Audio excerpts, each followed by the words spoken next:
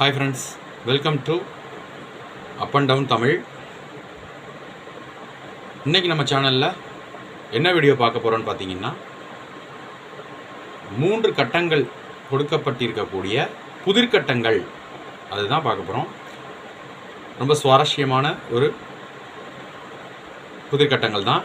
நீங்க அதை கண்டுபிடிச்சு விடைகளை கமெண்ட் பாக்ஸ்ல எழுதி அனுப்புங்க நண்பர்களே. உங்களுக்கான வினா குறிப்பா இங்கே கொடுக்கப்படும். முதல் எழுத்து சீங்கிறது கொடுக்கப்பட்டிருக்கு, 3 எழுத்து சொல்.